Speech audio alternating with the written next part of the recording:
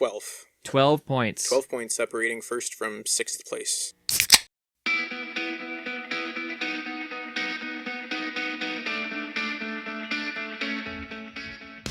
You're listening to the Draft in Hand podcast with your hosts, Greg, Ian, and Mark.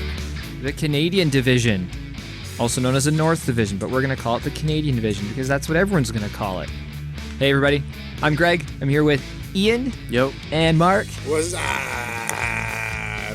And we're going through the divisions one at a time here. What's up? Hey, Greg. What's up? You didn't want to do it. So we're gonna go through. Scary movies. I've so long ago, man, so long ago. We're gonna go through each division. We're going through the Canadian Division this episode, and we're going to give you a little bit of a breakdown on each of the teams. Along the way, we're gonna make some bold predictions. They could be good or bad.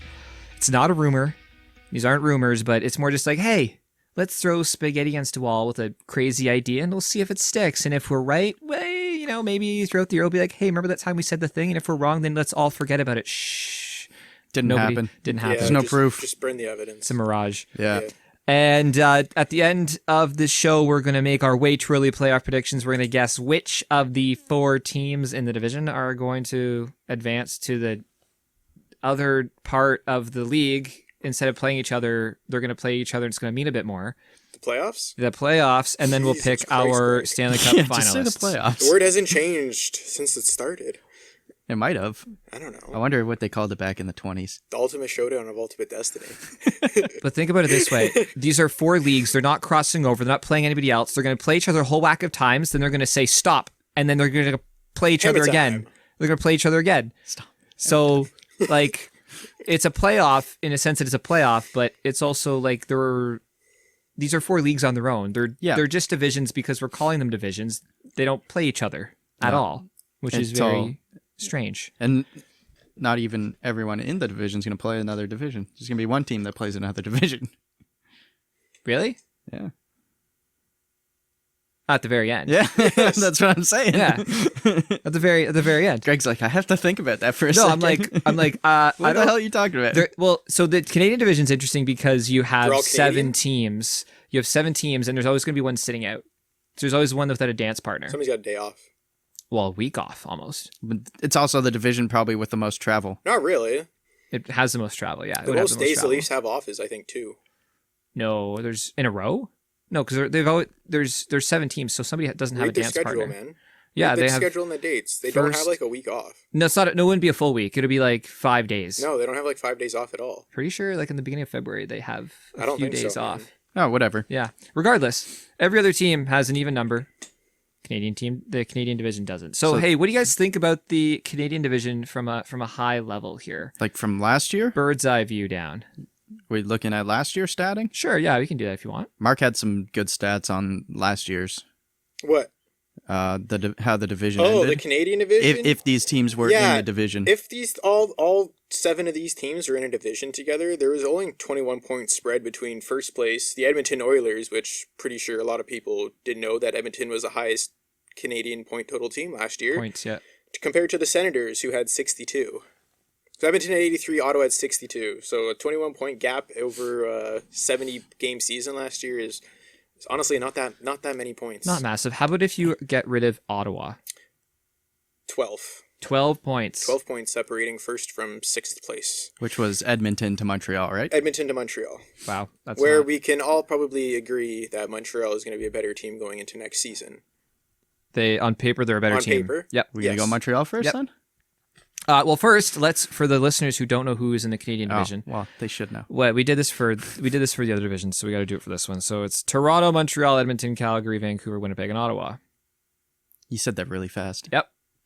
All right. That's right. So let's go. You want to do Montreal first, Ian? Well, Mark was already just bringing them up. I thought we were just going to transition there. Greg, sorry, you're correct. The Jays got... The Jays? I mean, the Leafs got... Leafs got a spot where they have 4 days off, and then it's back-to-back, like 4 days. They play back-to-back, and then they got another 4 days off. Well, it just scheduling-wise, just because they're missing... They're missing They go Sunday, Friday, Saturday, Thursday, Saturday. Yeah. Okay. So it's not too much. Yeah. But a little bit. Not a full week.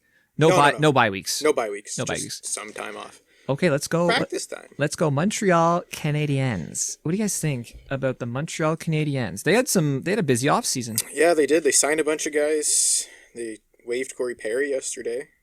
for purposes of sending him to the probably the taxi squad. right taxi squad. Yeah. Good old taxi squad. You're allowed 6 guys in the taxi squad. Is that correct? And you have to have 3 goaltenders. So 3 goaltender spots plus 20 included in your 29 players. Your 23 plus your 6 on the taxi squad. Yeah. I think they don't have high end scoring, but I think they have a lot of talented forwards and a lot of depth up front, where they have the potential to score a lot more goals than they did last year. I don't think that. Yeah, I wouldn't say they have any elite talent up front, but they're very deep. But they're very deep, and they're a lot more skilled than, say, the other teams in the Young skill. Central Division that we were considering bubble teams. Lots of young skill here. Lots of young skill. And speaking of the bubble, they were a bit of a surprise to beat the Pittsburgh Penguins. Yep, and And- they played a fucking wicked series against the Flyers. They played them very tough. Oh yeah, it was frustrating. Suzuki was phenomenal. Kotniemi looked finally like an NHLer. And of all the teams in the NHL, it's maybe perhaps the Montreal Canadiens that are the biggest beneficiary of the realignment, simply from being in the division with the Boston Bruins. Tampa Bay Lightning and Toronto Maple Leafs. Now- Even though the Toronto Maple Leafs are in their division now, they probably have teams that are a lot worse than them in this division now. Montreal has a much better shot. They go Oh, yeah. from I've seen some predictions. People are saying that they're maybe the second or third best team in this division. Regardless, they You would make have the been. playoffs if you're second or third best. And in the with Tampa and Boston, they're now third or fourth or fifth Yeah, exactly. best. So Montreal, I think, is a huge beneficiary. But you know what? Those are the rules. Rules is rules. Yeah. So good for them. Let's just go down the roster a little bit in terms of forwards. Suzuki, man, he's a stud. He was fun to watch last year. Drouin has been, everybody's so critical on him, but I think the guy's skilled, and he wouldn't, Super talented. wouldn't really say he's broke out yet, but he's still only Nope. 25. Yeah. Yep. 100%. Yeah. And I think both of those guys, if they're on a 60-point pace, that'd be over an 82 game season. And they have Would be really nice. a big guy playing with them now, Josh Anderson. They have him Josh Anderson, slotted in to play with those around. two guys. It's, man, when's the last time Montreal, and maybe Pacioretty, but he didn't really play that role, but it's been a long time since Montreal had a guy that was a big, heavy Scoring winger. Yeah, scoring winger. Yeah. That's not really Montreal's style No. in With the recent little years. tiny skilled motherfuckers. Exactly. Yeah, the water striders, water bugs. Yeah. They also, I think they got a really deep defense core too, with friggin' Petrie, Romanov, the guy they got Romanov from Russia, Shea Weber, friggin' Jeff Petrie as well. I think I said Petrie. You said Petrie, Yeah, I yeah. said Petrie. Sherrod. He's a friggin' hit and block shot monster. I Him don't- and Weber were a fucking menace for the Flyers. I don't really know Joel Edmondson as much. The He name was good sounds with, familiar. he was on Edmonton. New addition. But Kulak played pretty good in the playoffs too. I remember. Sorry. Yeah. So Edmonton. Yeah. Edmondson does not play for Edmonton. He plays for Montreal. He's played with Carolina last year. Yeah. He probably slots into the top 4. Well, that's what they have him. They have him 3-4. Yeah. And I know there's concern about him and moving the puck a little bit. Well, that's So why we'll he's see. playing with Jeff Petrie. Yeah. Well, I mean, I like that the- explains that. I like they're signing it to Foley too. Toffoli's really good. Toffoli's 28 now. Yeah. Got a cup. He's got a got a couple ring. cups. Shoots a ton. Uh-huh. And they got him penciled in on the Third second line. Third line. Man, Like, they don't got if he can complement Kotkaniemi, man.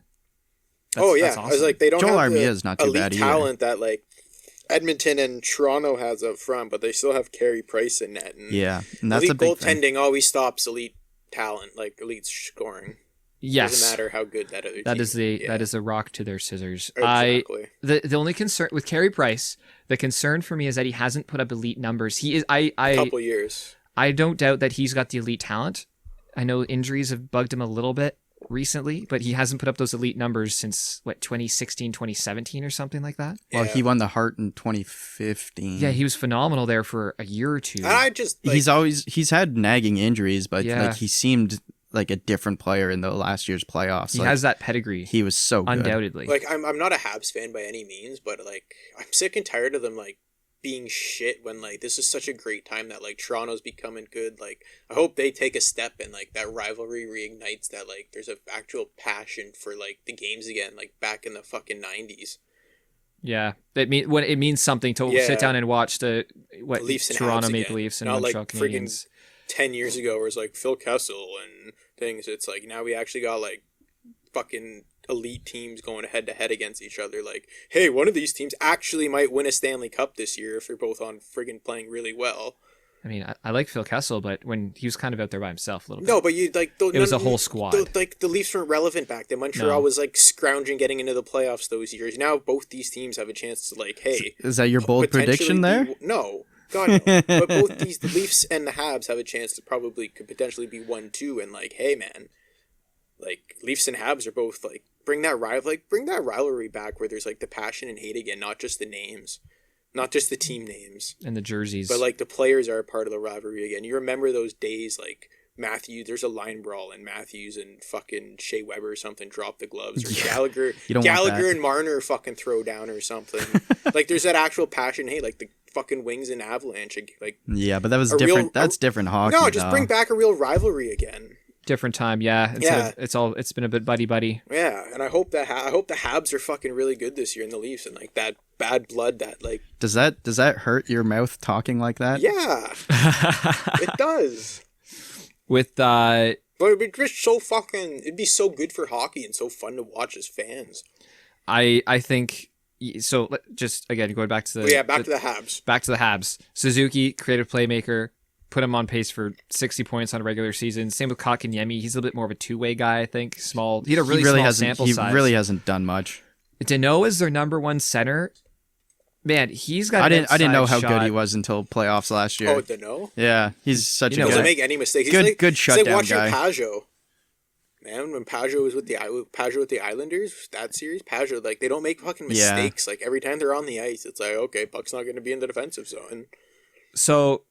As a bold prediction, here's a bold prediction with the Habs. Danault specifically, he's in the conversation for the Selke. I'm not denying it. If Habs are second place in the Canadian division, I'm on your side with that. I'll throw spaghetti against the wall and say Danault will be right in there and be. Let's say nominated. He's in the top 3 for the Selke. Yeah, sure. Yeah, that's good. I like your prediction. Yep. It's bold. And it's, At the same time, on the opposite side of that coin. Suzuki and Kotkaniemi, they're in their early 20s, and development does not always trend up all the time. It doesn't trend upwards consistently. Development is up and down, and people are putting a lot of stock into what they saw against the Pittsburgh Penguins and the Philadelphia Flyers in the bubble. Man, if those guys, remember, so in the episode we talked about the Central Division, I mentioned that confidence is one hell of a drug.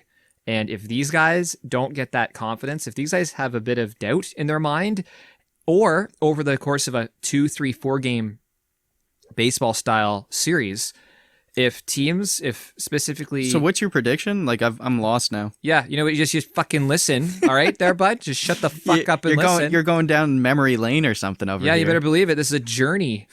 So, get to the point. With Suzuki and Kotkaniemi, I got fucking remember where I was. Because with Suzuki and Kotkaniemi, with confidence, if you start getting down and playing these 2, 3, 4 game series with these veteran defense cores that other teams are going to have, man, if they lack confidence, I'm not sure if they're going to be able to replicate what they did in the bubble. So my bold prediction. So Danault, Selke. Who the hell's got a veteran defense core in the Canadian division? Suzuki and Kotkaniemi. But besides Montreal and maybe Calgary. They have veteran. Maybe Toronto. I think that those two guys might fall flat on their face, and I just don't know if they provide the same depth of talent that everyone's expecting Montreal. I'll go the other way then. Bold prediction: Jonathan Drouin finally a point per game player. Ooh. So you could win the Selke and be a point per game player. Drouin. Oh, Jonathan Drouin. Yeah, I didn't say Danault. Okay, sorry. They both start with a D, and I'm looking at Danault's name here. Kind of passed over Thomas Tatar. He had a great year last year as well. On which team, Ian? Montreal. There you go. We're still talking about Montreal. Well, I know. Well, I know he's bounced around a little bit too. With the man, he's only Yeah, okay. The winger depth in Montreal is incredible. It's just down the middle. I just think that they're banking a lot on these young guys, and Kotkaniemi yeah, and I think Suzuki. they're going to be good eventually. They make a solid core. It's just playoffs. They were doing really well in the bubble. Yeah, Now, it's a lot of pressure we'll see. over 50-odd games. Yeah. I've talked about enough Montreal for my life now. I mean, the only other thing I'll really, I mean, Jake Allen. Jake Allen's a solid backup. Really strong recently, and Jake Allen could be a starter. He could be an NHL starter. He's better than some other starting goalies in the National Hockey. There are goalies that are slotted to be starting goaltenders. I'll take Jake Allen over some of those other guys any day. Well, not just Chicago, but that's one. So if Carey Price falters, I'm not going to predict that Carey Price is going to falter. I had him as a Vezina injured, candidate. though. I picked him for the Vezina. So, but Jake Allen just taking that weight off his shoulders, I think will be huge as well. This could be the best. This is the best goaltending tandem in this division. The Montreal Canadiens have. Anything else? Any other bold predictions for the Canadiens? Nope. No? Yeah? Pretty good. Pretty good squad. All right. Ian, who are we going to go to next? I don't know. Well, Let's go there's west 6 from options. there. Ottawa. All right. Ottawa. Ottawa. Get them out of the way. Well, first of all, they're a team. They exist. They exist. And that's Apparently, Eugene Melnick's going to try and get 6,000 fans in there. I did not know they had 6,000. They don't even have people. 6,000 fans during a wow. regular game. I honestly thought it was an onion. Like, I thought it was a fucking bot like that posted that on Twitter, and I was like, "Yo, this is this is authentic." I was like, "Wow, he actually thinks he is gonna get fans in his thing, and he actually thinks he has 6,000 fans." Did that tweet get taken down? Yeah, I took a picture of it before it got you taken took a down. screenshot. I got a yeah. screenshot of it before it got taken down. I Yeah, heard Because when I posted it in got the group chat and then I went to it pulled back. immediately, it was like I couldn't see it. I was like, "Oh fuck! Thank God I got a screenshot of Nice. it." Yeah. Well, I guess we'll tweet that out. We'll send it out just for fun, just as a memory. Like, remember that time he said that one thing? It's not the craziest thing he's ever said, I'm sure, but I think the only time they actually get 6,000 fans is when they play Montreal or Toronto.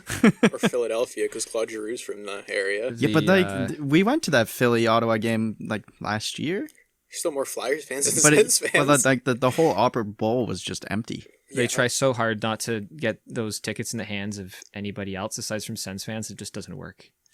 Like, what are they why? doing? Yeah, why? Just Their shut up arenas- and take our money. Their arena's actually not that easy to get to either. No, it's a chore. It's if you want to it's a have some suburb. beers, You can't. No. It's just like telling you to drink and drive. take a $90 Not that cab you ride should, back but, to Like where the it's Sens are staying. encouraging influencing drinking and driving, having their arena that far.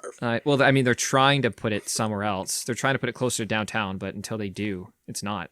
Yeah, so All right, let's start talking about the team. Well, so the Athletic Told gives you them they're a a hockey team. 5% chance of making the playoffs, but a little bit that's just statistic based, just based on they don't have they an have to 82 give game them a season. chance. Well, if they get hot, just like any of these teams, if any of these teams have a good week or two, that could vault them into a playoff spot, just because the season's a lot shorter. So I'm looking at daily face-off, and I Yeah. don't know two of the guys on their first line. All right, who are they? They have Josh Norris Yeah, okay. and Drake Batherson Interesting. playing with Brady Tkachuk. Brady Tkachuk. I know Brady Tkachuk. I don't know those other two guys. I heard of Batherson. He's apparently one of their young guys. Yep. That's But- fair. Yeah. They don't I mean Tim Stutzel, I hope they have Stutzel. He'd be He showed up to they showed him a video. Yeah, of he him was at watching the practice, Sens. I so- want to watch somebody good. I want to watch somebody well, I want to watch Tkachuk. talent. They Yeah, got- they got Tkachuk, Shabbat. yes. They got some talent. They got Shabbat. Yes. Maple Leaf legend Connor Brown. Yeah. Connor Brown, but you don't tune in to watch Connor Brown. You tune in to watch you would turn in to watch Shabbat, or you'd tune in to watch Tim Stutzel. Oh, for sure. Like until Ottawa really starts sucking. I know more guys in their bottom half than I do in their upper half. Jeez. Yeah, so I don't think clearly they don't even have a top. The only top 6 center would be Stutzel. Well, They they don't have much forward depth at all. Well, they got. They're- I think you could Derek call Steppen Steppen. a top 6 center. Yeah, I put Steppen as like a But they have- lower tier second line center. they have him Sure. playing with Sure, I would entertain that argument. Yeah, they have him playing with And I'm probably Sutzel being and polite. Dadonov Being right nice. now. Yeah. Sorry, They have him playing with Sutzel and Dadonov right now. Dadonov's a good addition. that's not a bad. That's That's a probably second not line. a terrible line. Yeah. Yeah, Their third Paul is Chris Tierney, Connor Brown, Nick Paul. This is on Daily Faceoff. Nick Paul's one of their young guys. And then they have Anisimov, Paquette, and Austin Watson. Oh God. But Anisimov, they got any brutal. their serviceable team though win games. I feel like they're just gonna. I don't think they're as bad as everybody's gonna make them out to be. Well, they have nothing to lose except for the game, so they might as well just. Yeah, play. really. Yeah, I guess. Ian made it funny. Sports. That's how sports are. Well, that's the only thing they had to lose is the game. Yeah, Well, but that's the only thing they're gonna lose. Is yeah, the but game. they're expected to lose. They're probably expected to be bottom of the division, so they just go out there and just play hockey. Run amok. Yeah, How's their defense looking? Aside from Shabbat, They got Braden Coburn. Eric Branson, kind of shit. I still Nikita Zaitsev. you would have to try very hard to convince me that this is not the worst defense in the league. And they have Braden Coburn. I don't know who Mike Riley is. And Josh Brown. They did pick up Murray, goaltender. Matt Murray. Yep. Who's their backup now, though? Murray really hasn't been the same since those cup runs in Pittsburgh. But at the same time, hey, he's won a couple things. He's won. He has that winning pedigree. You can't take that away from him. Hey, go stop some He's shots. got something to prove as He has a well. lot to prove as well. Yeah, he's still a younger guy. Their backup goalie on Daily Faceoff's Marcus Hogberg. Hogberg? Yeah, Hogberg. they do have several young goaltenders, and I think I think they he's need one to of their figure higher out. end prospects. They need to figure out who else can stop pucks in an organization. So look for that to be an experiment as well, similar to Chicago, in that let's figure out who can stop pucks. Ottawa is trying to figure out who can actually play and just sort of weed out who is going to be who's an NHL player. Yeah. Well, I just think my bold prediction for this team, Yeah. last place. Well, my bold prediction for the Ottawa Senators is that they're not going to be last place. That one of these other teams in the Canadian division is going to fall, and I don't know which one, but I think that one of these other teams is going to fall. I don't want to say flat on their face, because it'll be a little bit of a combination if they fall flat on their face and the Ottawa Senators come out of the gate or have a little bit of confidence. They have to fall flat on their face to be below Ottawa. Below Ottawa in terms of talent, but we know that the standings doesn't always represent talent. Yeah, that's true. So all it takes is, hey, if Ottawa catches a team that is on a cold streak or has some injuries or Yep. whatever, my bold prediction is the Ottawa Senators are not going to be the last place team in this division. All Good right. for them. You got one? No. All right. Shabbat for Norris? Yeah, Shabbat for Norris. Shabbat for Norris. He'll win it one day, I think. Yeah. I really same, think he'll win it same. one I really day. do as well. Like, Yeah. he's fucking sick. Stutzel might be the... Calder? Calder? Could be. Yeah, maybe. He's going to get ice time there. Like, that's one thing with being a rookie playing on He's a got to shit put up team. points in Ottawa. Yeah. Stutzel just needs a couple line mates that know what they're doing just to help him out. Steppen and Dadonov are two NHLers. I would, and those guys on a line, man, that'd be great. That'd be perfect. That might be a fun line to actually watch. Yeah. Who knows? Yeah, we're Digging deep. We're digging deep on this one. Mark, let's go to another team. Who else are we going to?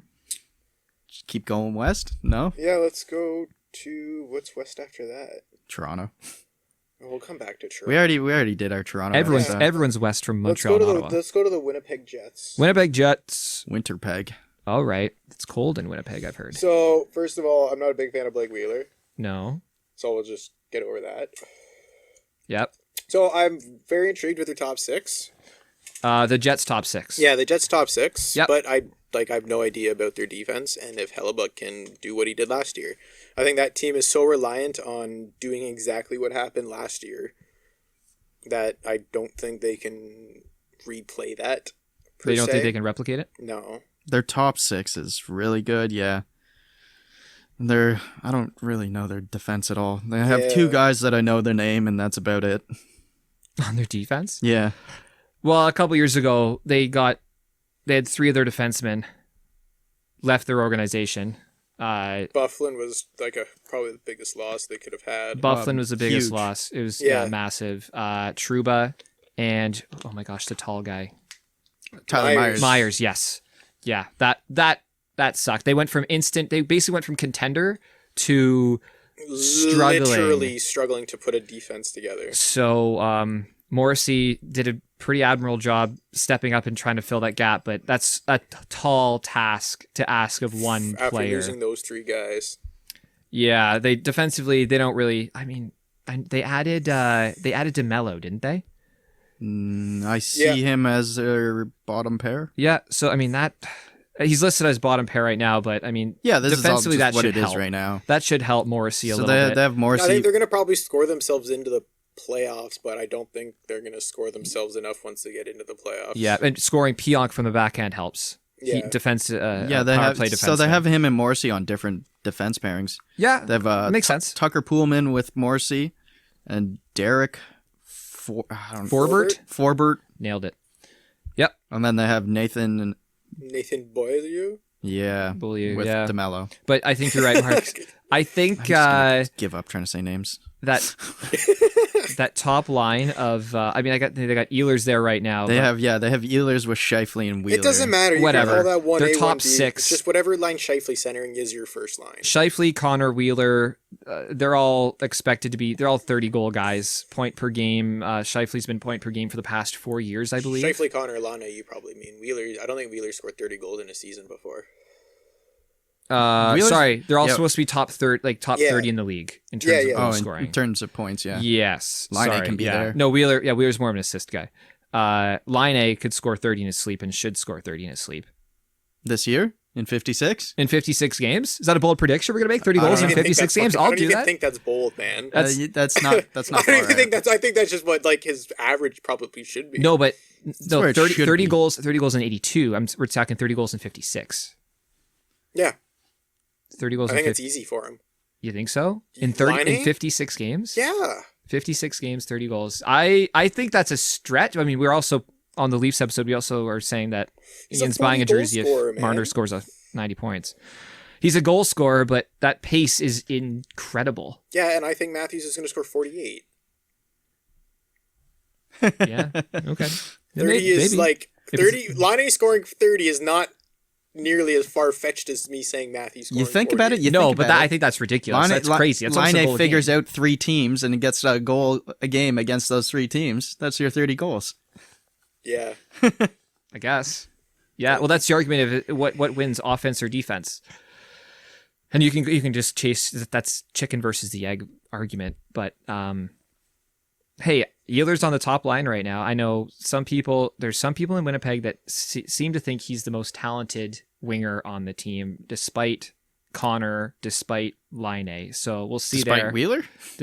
Wheeler, yeah, exactly. That's elite talent. But hey, Can't believe I drafted him. that's just what I read. And they got Stastny back. Yeah, that was a nice pickup. Good Yeah, they center needed that. option. Line 2.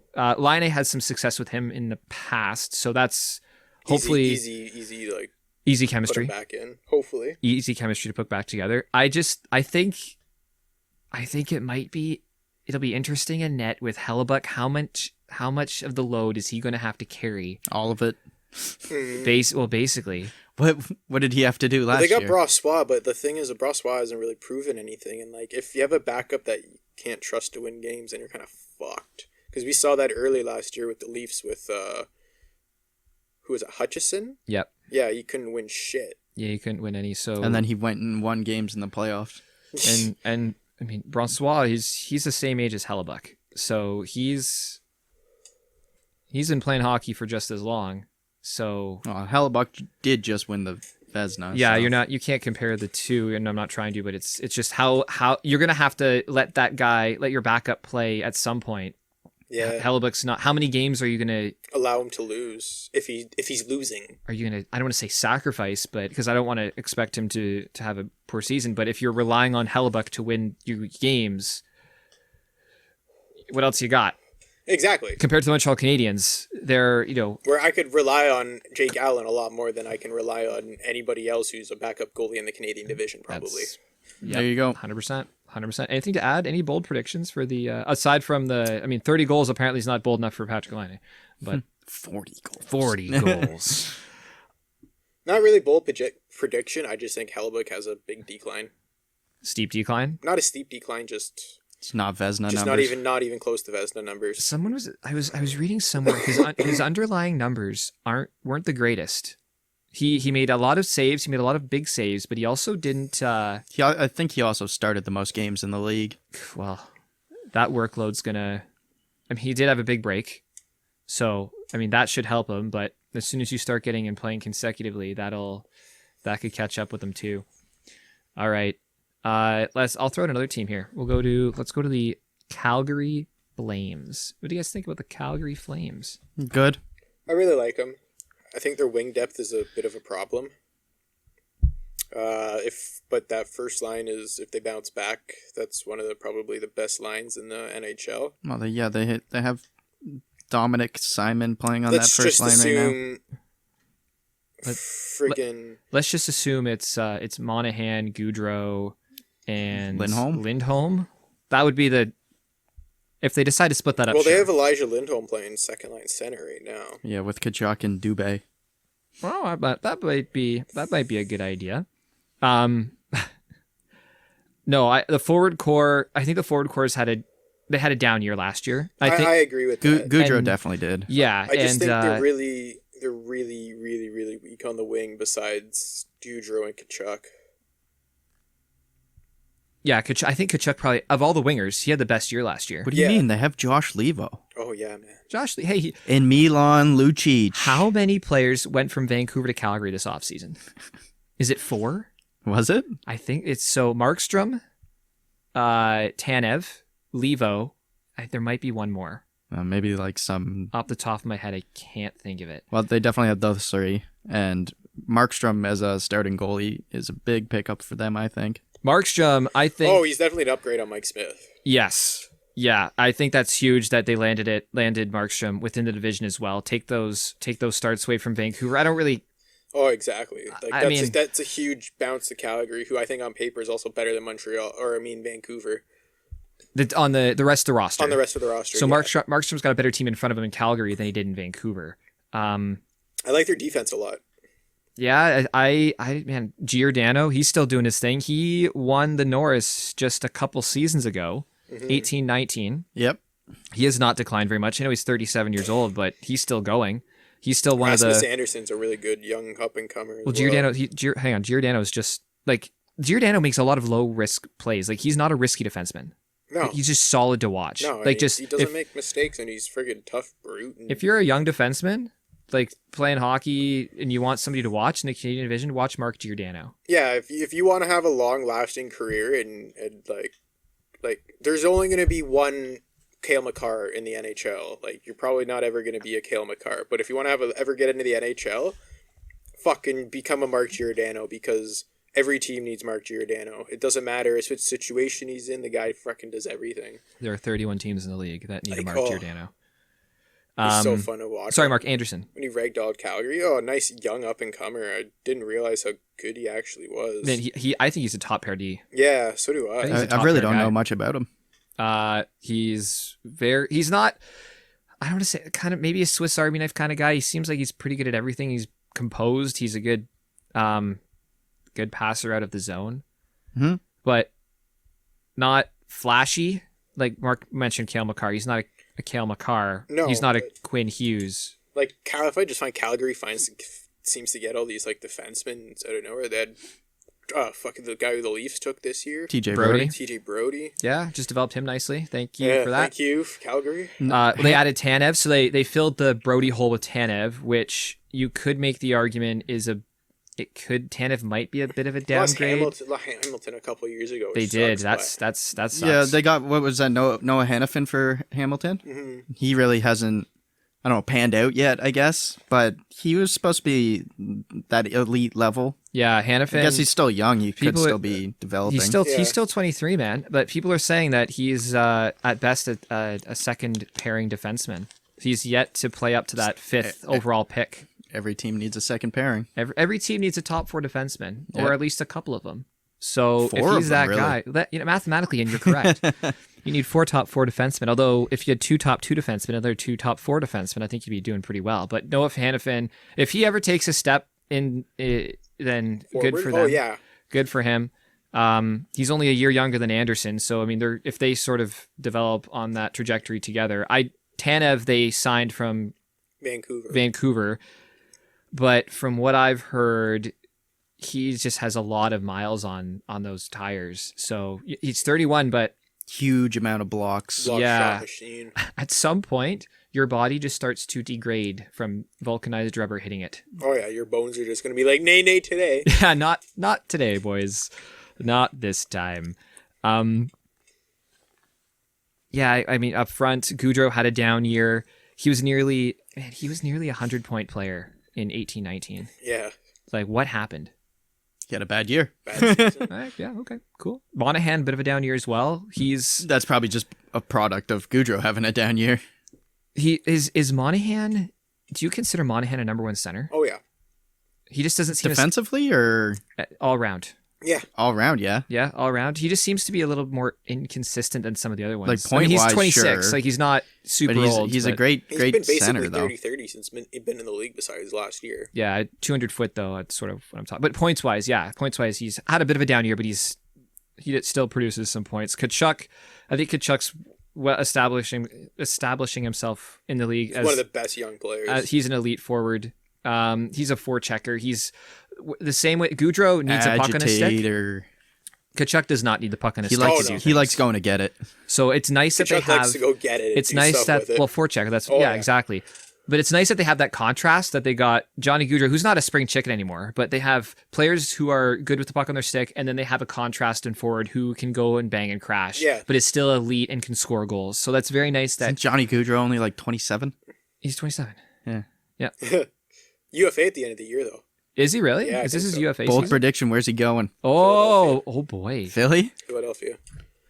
Hang on, let me double check that. Somebody All right, I somebody agree. kill Detroit time Red until Wings. this cap friendly page loads. I just put fucking Swedish berry in my mouth. Mark's been eating Swedish berries his entire time, so if you so smell fucking Swedish good. berries, I'm just gonna start editing him out when he talks like that. Yeah, Johnny Goudreau. Sorry, 2 years to UFA. He's got this year and next year. This year and next year, and then he's a UFA. Huh. So I mean, well, you know what? It could be an off-season move then if Calgary doesn't think they can re-sign him because they'll start talking to him in the off-season. They have Sam Bennett or on their bad year. fourth line, eh? Well, they didn't really have a bad year. He was supposed to be like a top 6 guy. You know what? Okay, I got a note here. So Sam Bennett, 24, man. So he's a great depth piece, but he's due for a breakout year. I know he's a great forechecker, but didn't they take him 4th overall? Isn't he a 4th? He's a high. I think he's a top 5 pick. He's a high pick. Yeah, wouldn't be able to tell you. You need more out of a top 5 pick than a bottom. Well, you'd want more out of a top 5 pick. Yeah. But if he's playing in the NHL, you can't really complain. Well, you can complain, but you can't complain. But when did they get rid of Lucic? You don't draft. I think they've been trying to get rid of Lucic. Actually, you know what? I've been reading, when I'm on Reddit, a lot of the Calgary fans really like Lucic's presence on the team and what he did for that team last year. There was a lot more positive than negative. From his what contract I was reading. sucks, but that doesn't mean he can't but, contribute somehow. Yeah, he contributed in more positives than negative. And Mangiapane's sort of a hidden gem there. He's finding his way into the top, from the middle 6 into the top 6. He's again 24, but hey, another guy that just by working hard, earn your spot in the lineup, earn a higher spot in the lineup, and if you can bump some of those other guys, that's their fault. Mm-hmm. If you're working harder than them and you're producing more than them, so I like Backlund as well. Yeah, Backlund's nice. He's been in the league a while. He's just a solid player. Consistent since he's been in the NHL. He's never shined and he's never been worse than what he is. Boys, I don't have any bold predictions lined up for the Calgary Flames. Do you guys? Jennings. The Jennings Trophy? Yeah. Markstrom Rittich? Okay. Why not? Yeah, not a bad. All right. Yeah, Why not? I like that, Ian. Tossing that out there. I'll probably say it for another 6 teams, but that's fine. Why not? Okay. All right, Mark. Mark. Who are we going next? Who are we going to do next? Let's go to the Edmonton Oilers. All right, we'll stay. All right, we'll Connor stay in McDavid, Leon Alberta. Draisaitl. We're done. Yeah. Next team. Okay. Okay. Edmonton Oilers. Ian, what do you think about the Edmonton Oilers? I just told you. Connor McDavid, Leon Draisaitl. Next. I think this team, they just rely on those two, and if they don't get a goalie, Koskinen, or if Koskinen or Mike Smith can't stop a puck consistently, they're fucked. Well, I think they're worse off than last year. overall. Yeah. You think so? Why? Well, Did they lose anybody? I think losing Clefbaum for the entire year is gonna That's Yes. huge. fucking murder them. Yes. He was a top pair guy. Yeah. Yeah, he's out for the year. They lost Thanasiu. Who, And they lost James Neal. yeah. No, James Neal's He's just day to day. Oh. Yeah, Clefbaum being out. There's no top pair defenseman on Edmonton. No. God, no. Oh, There's pair. No. There's no top. No, they're pair relying on defenseman. like Ethan Bear to take a big jump next year. And 23. He could, man. He's could, He's but, not like- great defensively, but he's shown the ability to move the puck. They got Tyson Berry on their third D pairing. But that's fine. He's a puck mover and he's a power play He's probably going to be specialist. playing He's the not first power play. He's not a. He Yes. will be. Yeah, He Edmonton's will going to be so reliant on their special teams this year that like how can you? They did that last year though. They did. Yeah, 5-on-5. They were I not know they were good. god awful, but like you can't like I just can't bet on a team that's going to be so reliant on their power play. Because you don't get power plays. You can't bet on Exactly. it. It's sort of the reality, but it's so different than other teams that we've seen because it's like, okay, draw penalties, score at a clip that's insane, at a high shooting percentage that's insane, but they did it. Can they do it again? You know what? Okay, I mean, I'm not going to bet against it, but I'm also not going to bet for it. I'm not going to put money down that they're going to do the same thing again because their 5-on-5 was so bad. Yeah, there's besides maybe Nugent Hopkins, there's no other like secondary guy who you think is like stellar. No. Like you can't say Yamamoto is good. He's because- unproven. No, He'll play on the first line or two, but you can't rely like, James on him. Neal maybe, but like he can only score goals. He can't fucking play hockey. He's anymore. not. Well, he's not a Like defender. you can't tell me Zach Cassian is a fucking first line player because No. he's not. That's a hole in the roster. But you know what? Hats off to him if he's able to contribute. It's just he's kind of swinging out of his league on the first line. They have Kyle Turris playing with Pugliarvi on the third line right Good now. reclamation project. I like the Turris For signing. both of them. Yeah, I like the Turris signing. Give him an opportunity. Same with Pugliarvi. He's only 22. I know we've heard about this guy for ages, but he's a complete wild card. If they get anything out of him, there you go. If he turns into a top couple line player, good for them. Yeah, we just have nothing to talk about Edmonton besides like McDavid and Draisaitl because there's nothing else good there. McKinnon and Draisaitl have given up just as much offensively as they do defensively, like 5-on-5. I do like they give and take just the same. Yeah, it's just a power play that they get all their points. I like Darnell Nurse.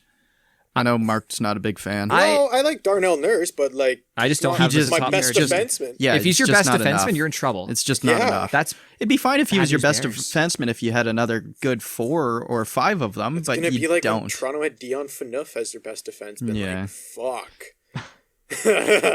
Go back to one for one trades. Adam Larson for Taylor Hall. Was that bad? Well, there's those opinions out there. Yeah. Koskinen, the one thing I'll say about Koskinen, the guy's 32, so he hasn't really, like, maybe low miles. He was not nearly as bad as he's portrayed to have been. In 1920, he had a 9.16. However, like, you got to do that again in front of this defense with guys who can't play defense. If the Edmonton Oilers win games, they are going to have to do it 4-3, teams. 5-4. Well, obviously, they have to outscore teams 6-4. like 6. Yeah, exactly. Yeah, like, they're going to have to be. And they're going to do that too. So they're still going to win games doing that. Yep, and they're going to give up leads late in games. And they lost the Chicago Blackhawks. Yeah. Right, Mark said it in our Central Division episode. Yeah, that's the team that lost to the Chicago Blackhawks in the play-in last year. And they really haven't changed a whole lot. They've added a couple pieces. They lost a big defensive piece. They did not upgrade in net. They're rolling back the same guys. Man, I hope Mike Smith has a bounce back here. He's been a pretty good goalie for a while, but at 38 years of age, I don't know how many starts are left in front of him. He's in the twilight of his career. Hopefully he bounces back. Hopefully Koskinen is able to hold that thing together with duct tape back there. But they're still an elite team in the division just because they have McDavid and Draisaitl. Because they have McDavid and Draisaitl. Probably got the two best players in the division. And Nuge is still. And I Nuge is still still like really Nuge. good. I like Nugent Hopkins as well, and I'm glad he's found a home on the top line. That's gotta be perfect. If their power play isn't clipping over 25%, they're probably not making the playoffs. Yeah. Is that a bold prediction, Mark? Yeah. Oh, so say it again. If they're not, if Edmonton's power play is below 25% this year, they're not making the playoffs. 24% power play, missing the 25, playoffs. 25. Yeah, that's what I mean. Though, if it's I don't at know what it was 24. last year. Let me check what it was last year. All right, bold prediction. Connor Okay. McDavid, 100 points. In 56 games, 100. What's a realistic point mark? For him? 7. Is there anything realistic about Connor McDavid? 70. If man, 70 is not even a lot. That's 14 over. So 14 times he needs to have a multi-point game if he gets a point per game average. That's still a lot, dude. He does. Sometimes he'll have 6 points in a game. Okay, hang on, Ian.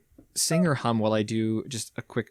Mark and I are both looking up stuff. Who do you think's gonna have more points, Leon Draisaitl or Connor McDavid? Oh, Connor McDavid. Who do you think's gonna have more goals? I think that's a better question. Okay. Oh, yeah, that is a good question. Okay, I so think Draisaitl actually. Quick math. 80, 100-point pace over an 82-game season is the same as about a 68.2. So let's a 70-point pace is about a 100-point so pace. I think Connor McDavid can easily do like what Kucherov did, 130 points or something. So the the league average power play percentage last year, 20.03%. So let's round it to 20%. 20% was the NHL average power play. The Edmonton Oilers power play percentage last year, 29.5%. Holy shit. Yeah, that's pretty good. So in every 10 penalties he took against them, they're scoring 3 times. Whenever Connor McDavid has room to skate, that's a bad. Oh man. That's a great. Do you know what the next closest was, Mark? No, I have no idea. Okay. Gotcha.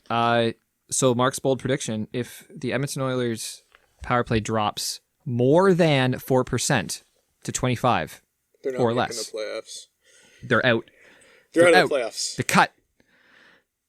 All right, who's up next? 29% is fucking ridiculous. Well, we got that's 10%. That's almost 10% over the league average. we got 2 teams left. Yep. So we might as well just go Vancouver now. Let's do Vancouver. Okay, Vancouver Canucks.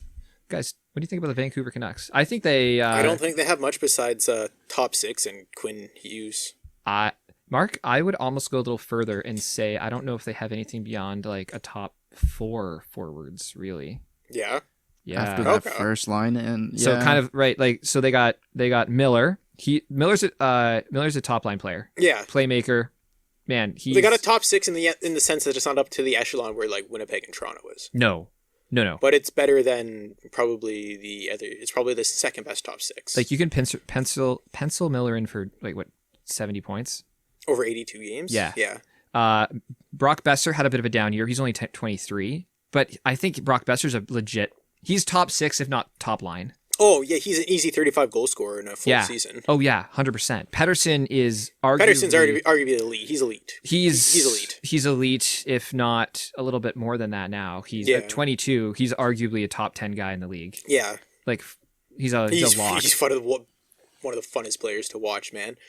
Remember when he first came in the league? He was so excited. Like this little fucking scrawny kid, just Water Strider. It's just wiring clappers that like you've never seen somebody that like. Yeah, he was frail. He looked frail. It was like how, but he isn't. Yeah. Yeah, he'll be looking at a point per game pace. Easily. Yeah, 100%. And then, so those are the 3, and the 4th guy on forward is Bo Horvat. Yeah, probably. Excellent number 2 center, 2-way forward. He's not a huge points guy. He'll put up points, but he's solid. I think he's a first-line center on some teams, and I think Vancouver's got a really good 1A, 1B up the middle. Agreed. And Bo Horvat, only 25, so hey. And on defense, hey, they got some guys on defense. Quinn Hughes is unbelievable. He draws a lot of penalties, so that sets up their power play. More slippery than a stick of butter. I've never tried to grab a stick of butter. Actually, I don't know what that would be like, but I'd assume it would be like trying to. I thought it was like one of those things. Trying to hit Quinn Hughes. Yeah, it'd be like trying to hit Quinn Hughes. The Vegas. I think with the exit of some of the players over the offseason, that the acquisition of Nate Schmidt was a joke. Like a third round pick for him. They basically Vegas had to give away somebody. Yeah. And that saved that saved the Vancouver offseason. That saved their defense. He's good defender, able to lost Markstrom to a team within their division if there was an actual season. Yeah. And still in their division with this season. But Schmidt's able to in Vegas, he was the shutdown guy. Like he would shut down and eat up other people's top lines. So coming over to Vancouver and doing that is especially when you lost your I guess I got more than just starting Hughes, goaltending. I'll take it back. Well, and they have their other shutdown guy who's unreal as well as Edler. Yeah. Ian's homeboy. Yeah. my fantasy sleeper Yep. every year. I know. He lets it out now. His speed's a little bit is That's declining a fine. little bit, He but still blocks like 4 shots yeah, every game. just keep getting in the way, man. keep doing Declines keep are doing other fine stuff. as long as he's doing what he's supposed to do. And their goalie tandem could be. I actually got an interesting bold prediction here. Just Yeah. 'cause Jennings? It's more fun. Is it a Jennings? I'm not going to say Jennings. I'm not going to say it's a trophy-winning tandem. But Holtby at 31. Holtby's only 31. He's used to be one of the elite goalies in the league, and at 31, you can a couple down years at the wrong time for a contract is what happened to him. But maybe just change his scenery, invigorates his career, reinvents himself a little bit in terms of stopping pucks. Well, And at then you least have- he's not in Washington now, and he's in Vancouver. And with Thatcher Demko, I had a like him. legendary playoff run. Now, I think here's my long shot bold prediction that over the next year or two, because I think they signed Holtby for 2 years, Okay. that there's going to be another goalie controversy in Vancouver. Another one? Very much like the Roberto Luongo and Schneider controversy. Jeez. There you go, bold prediction over the next It's couple of TSN years. over here. The way the league's going, it's not bad to have 2 starting goalies. Really. No. Exactly. No, but I don't know why that's a controversy. Now. Yeah, It's like, oh, we got 2 good things. I know. Let's get rid of one. Yeah. Yeah, but you know it's going to happen because the sport media likes to tear things apart, man. They like to just, oh, look, a nice thing. Let's tear it down. Let's build a story about it and build drama. You know what's going to happen. So don't bank on it not happening. I hope Holtby has a bounce back year. Just I'd because love he's to see it. Canadian as well. Yeah. I'd love to see it. Yeah. And that's what I mean. Like, and Demko has shown flashes of brilliance, even if he's Not proven. marginally close to what he was in the playoffs, which he's not going to be over a long period of time. And over the past few years, he's not been historically amazing, but he's done it. He did it for a he few did it in the games. playoffs. Or So whatever. those are that's my bold prediction. Goalie controversy in the next couple of years. I got Pedersen winning the Art Ross. That's. Ooh, I don't Art think that's Ross. that bold. Actually, no, Kinda, yeah, man. yeah, it is. Kinda.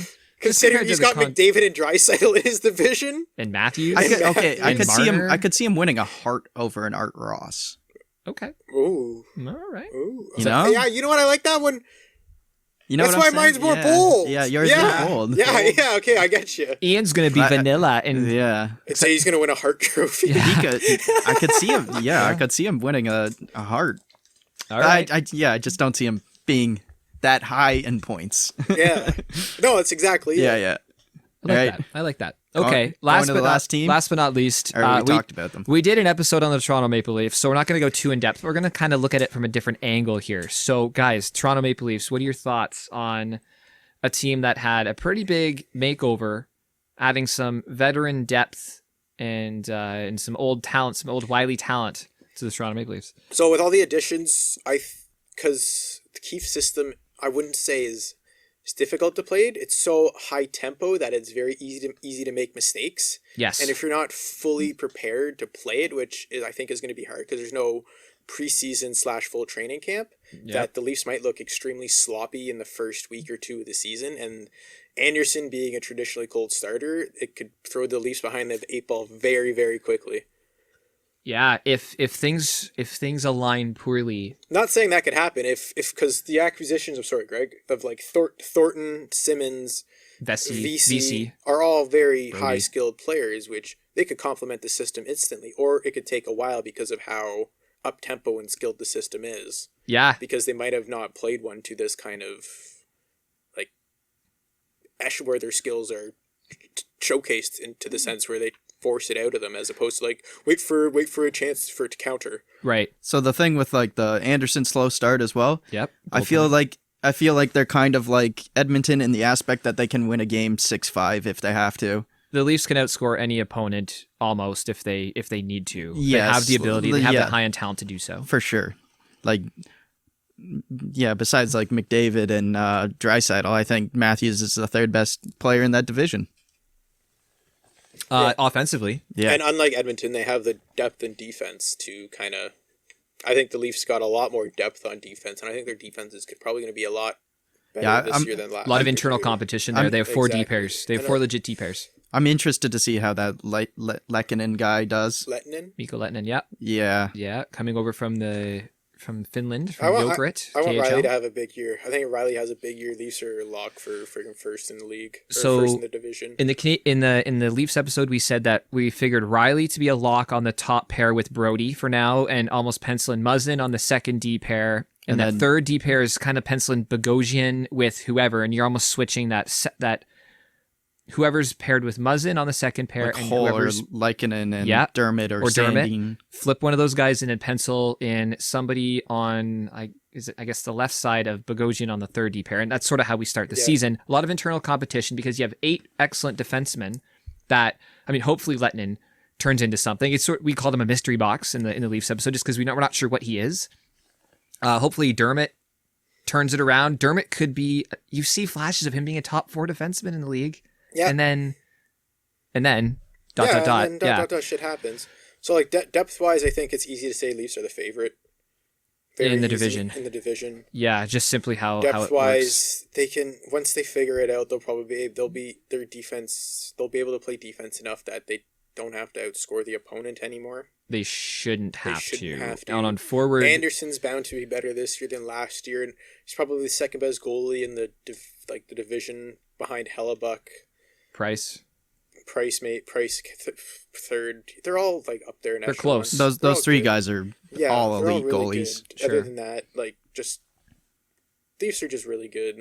Probably the closest to a complete team in that division as well. And and Campbell is a pretty good backup as well. Yeah, very good backup. So I see the Leafs giving. My thoughts on Campbell are here's a bold prediction actually. So with the Leafs starting Campbell, hopefully a little bit more to give Freddie some rest. I know Freddie doesn't like rest. Anderson wants to play every game, and I don't think it's going to be less giving Freddie rest. I think it's more the Leafs trying to figure out if Campbell can actually play goalie. And in the last year of Frederik Anderson's contract, which we are bound to hear over the course of the season, we're going to hear all sorts of stuff about Frederik Anderson's contract because that's what we're going to do. What are they negotiating? Maybe they're not negotiating and trying to see if Jack Campbell can play starting goalie. So my bold prediction, my spaghetti against the wall, here it goes throwing. I think that just because of how the cap is going to impact the Leafs in the next couple of years, the flat cap, I think they may have to let Freddie Anderson go at the end of the year. Yeah.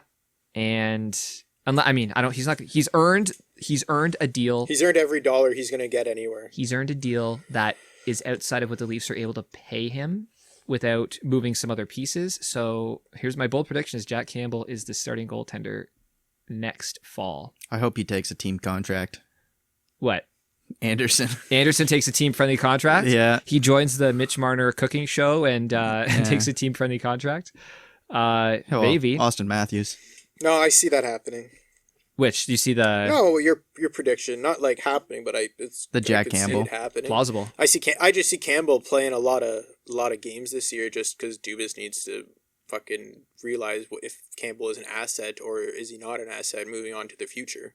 Yeah, because he does have him for another year.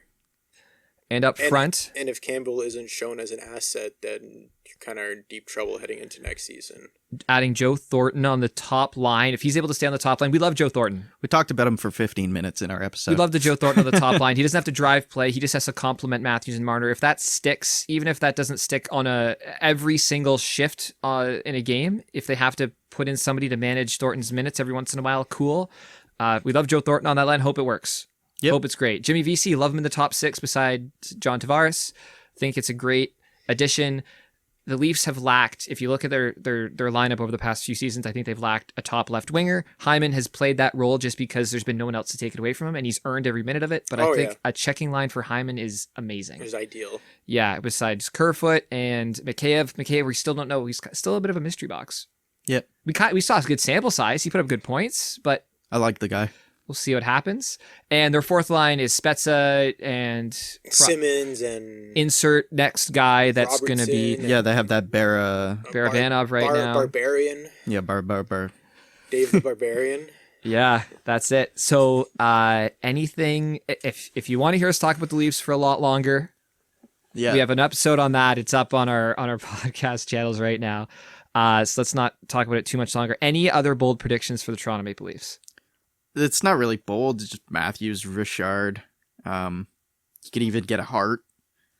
Could see him winning a Lady Bing as well, you know. Maple Leafs win the President's Trophy. Ooh. That's a pretty. That's not. That's not out. That's not that out there. But Is there going it's to be a out there. President's Trophy this year with the way There should be. Maybe. There should be. Leafs get the Why most not? points in the NHL. Leafs gets the most points in the NHL. Then there they're you cursed for the playoffs. There you go. Here's perhaps one of the most out there ideas, and I sort of joked with these guys about it over the past year or whatever. Oh yeah. Yeah. So I'll drop this. This is a super out there. Again, these are not rumors. There's just because hockey can be fun sometimes. Sometimes. So let's not take ourselves too serious. Let's have some fun with this one. It's Mitch Marner ends up somehow on the Seattle Kraken. One way or the other. You have a young, marketable superstar. Seattle needs that. That makes sense. Coming up, the Leafs have Anderson. If the Leafs want to re-sign Anderson. They need to get contract room. Kinda. If they want to re-sign Riley. They need contract room. So the argument can be made that not the most of those three players, Marner, Riley, and Anderson, which of those three is, none of them are expendable, but which is the most expendable? You have so much forward depth. You have so much forward depth, especially not just on the NHL now, but Robertson coming up, the first round pick, Rodion Amirov, that's a winger. You have winger depth coming up.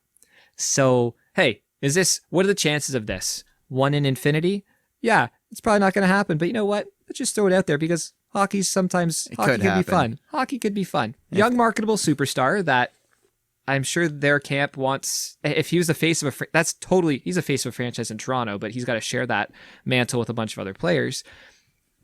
It's Toronto. They can have many faces. They can have many faces, but I don't know. Just the problem with the Leafs aren't their forward contracts. It's the fact that there's a salary cap and that their money allocation is allocated heavily towards their forward group. That's the problem. The problem isn't the contracts themselves. Mm-hmm.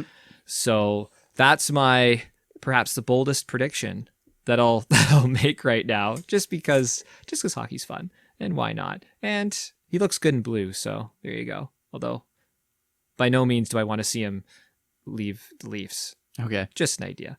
Guys, anything else to add for the Canadian division? Nope. Cool. Okay, we'll go to our picks for the top 4. Who's going to make the playoffs? Our way too early playoff predictions after the 7th inning stretch. I have a 2-year-old golden retriever. Her name's Jessie. She's smart, energetic, and very playful. She has many dog toys: Kongs, balls, bones, the usual dog stuff. But what's more exciting than dog toys? Non-dog toy dog toys. Here are some toys that Jessie thinks are toys, but aren't toys. She was a bit of an unexpected puppy. Our yard wasn't exactly puppy-proof when she arrived. She found a liking to empty flower pots. You know, the green and black ones? They go crunch. The plastic ones? The plastic ones. And they're fun to toss up in the air. Similarly, a water bottle inside of an old sock is pretty neat. Goes crunch. I walked up the stairs one day and found her bouncing around the kitchen with what looked like a ball. Wow, that ball must smell pretty good. It's awfully solid sounding though, and its outer layer's kind of falling off a little bit. And it's not a ball, it's a potato. A couple of times she found an open cupboard door and helped herself to a potato. She didn't eat it, she just rolled around and chased after it. Very exciting. How about firewood? Sticks are fun, but what's better than people bringing wood in for you? She's been known to walk off with pieces of firewood and leave them scattered about the cottage. She also has a lot of bones, and if you stack them, she doesn't like that. Her things cannot be stacked one on top of the other, no piles allowed. This one's fun.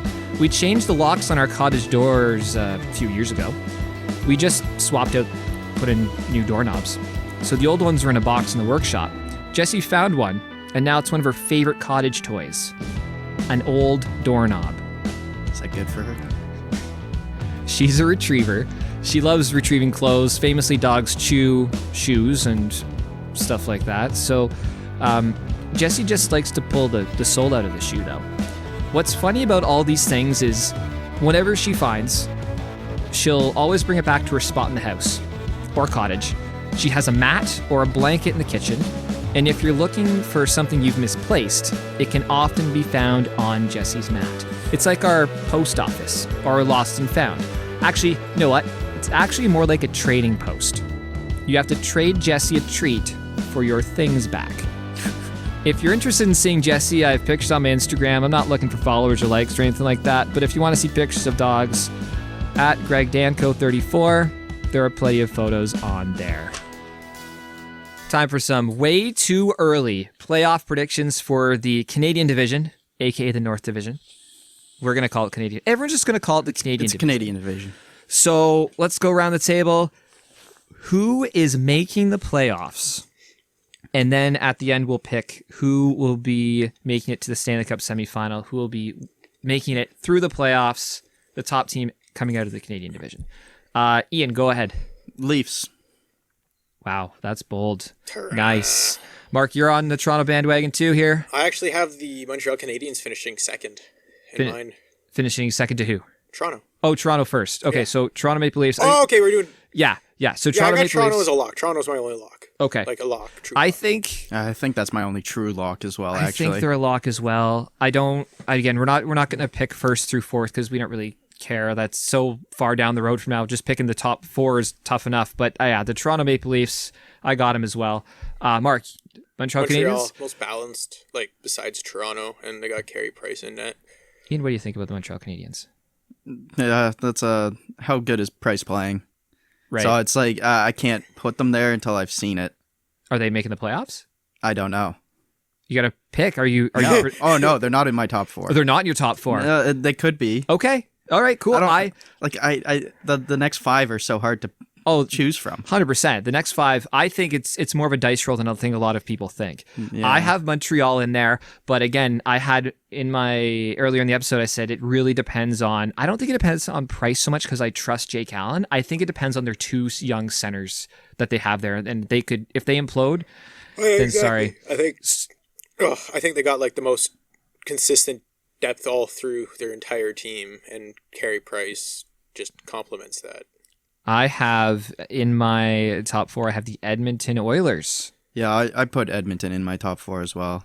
What do you think, Mark? They're not in mine. No, not in yours. They're missing. Because Uh-huh. Mark thinks that their power play is going to be below 25%. People are going to stop. You know what? Seeing a power play so much, I wouldn't be surprised if that starts to lean towards the defensive team, just shutting it down. I know how good they are. I'm not disputing how good they are. Just having Leon Draisaitl and Connor McDavid, they're going to win games. And it's a short season, as long as they're not injured. All right, Ian, go with another one. Who else do you have in your top four? I think Calgary got better. Yeah, I got Calgary in mine as well. Do we all have Calgary? Mark's got Calgary. Ian's got Calgary. Yeah, interesting. Yeah, I think they improved. They improved their goaltending, and if their offense struggles, if Johnny Gaudreau and those guys struggle, I think they're right on the bubble. But I have them in there just because I think Markstrom makes them better. They were in the playoffs last year even without him. Yes, exactly. Yeah. On the same page there. Mark, who do you have for your fourth team? Winnipeg. You got Winnipeg in there. Okay. I got Winnipeg as my fourth actually as well. Yeah, really? Best goalie. Hellebuck's the best goalie. That's not and in the and they playoffs. have probably the second best top six in the division. Sure. I can see Winnipeg. I can see Winnipeg and Vancouver making it in, but I have Toronto, Montreal, Edmonton, and Calgary. So no Winnipeg, but I would not be surprised if Winnipeg makes it in. And I wouldn't be surprised if Vancouver made it in Absolutely either. That's not. what I mean. Does this division have the most... I hate this word. I hate the word parity, but do they have the most parity of any division? In which way? That middle group. So if we say Toronto's on the one end and Ottawa's on the other end, and that five in the middle. Yeah. Yeah. They're all so close. Yeah. Yeah, I agree. I think the West is going to be the easiest to choose playoff predictions. Could be. Yeah. I mean, I think there's three locks there. I think this East one is going to be hard. This division, I think it has the... Well, I think it has the most balance. I was going to say the most balance. It has the fewest locks as well. Yeah. Toronto's really the only lock, and even then, I guess Toronto's a lock. But nobody can say Toronto's a lock because Leafs always leaf. Yeah, exactly.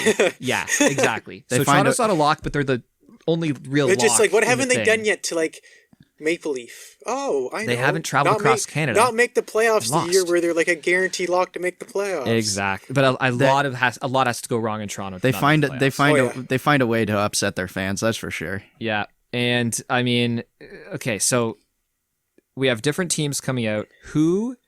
Ian, who do you have winning the division in the playoffs, though? Might as well go with the Leafs. Okay, Mark? Mark's thinking. I'll go with the... I'm going to go with Montreal. Mark's going to go Montreal.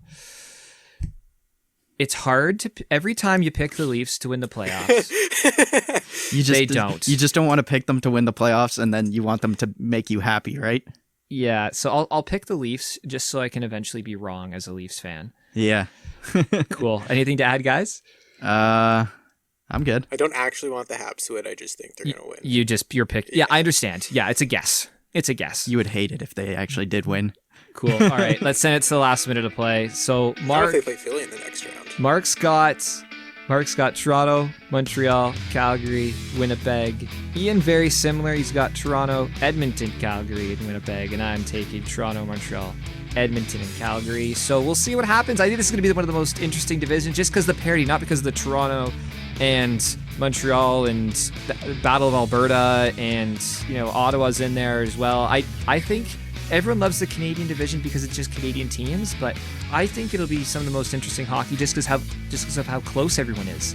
That'll be what's the most interesting part of it. And you know what? Great. Canadian matchups every night. That's cool too. All right, every team but Ottawa is going to be stalemate tied right across the board. Every team finishes with the exact same record. Yeah. Giant rock, paper, scissors battle at the end. Okay, guys, thanks for listening to the North Division, the Canadian Division. Way too early playoff predictions and divisional breakdown. We'll catch you in the next one. Cheers. Thanks for listening.